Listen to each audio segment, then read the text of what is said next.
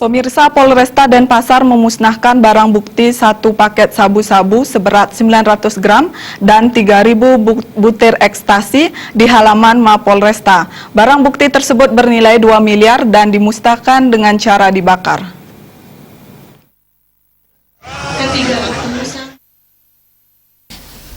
Kapolresta Denpasar Kombes Polisi Hadi Purnomo mengatakan pemusnahan barang bukti ini agar tidak disalahgunakan, serta menyelamatkan sekitar 7.500 orang dari penyalahgunaan narkotika.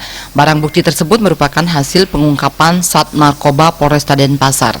Sedangkan pemusnahan barang bukti narkotika ini berdasarkan surat penetapan pemusnahan. Dimusnahkan, ya jangan sampai nanti dipakai yang tidak bertanggung jawab. Makanya sekarang kita harus memusnahkan. Sudah berkekuatan. Dan kita juga koordinasi dengan jaksa, ya, dan jaksa menyampaikan kita akan musnahkan di Polresta Denpasar. Sebelumnya, jajarannya Polresta Denpasar mengamankan 6 paket sabu-sabu seberat 1.043 gram dan 3.132 butir ekstasi.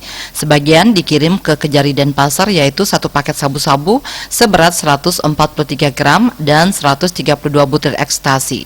Barang terlarang tersebut disita dari Bandar Narkoba Mega 24 tahun yang ditangkap di Jalan Cokroaminoto Denpasar Barat pada 4 Agustus lalu. Pelaku dibeku usai mengambil paket 1.043 gram sabu-sabu dan 3.132 butir ekstasi. Sedangkan di kamarnya diamankan 5 paket sabu-sabu seberat 43,17 gram. Barang terlarang tersebut dikirim dari Surabaya, Jawa Timur. Tim Liputan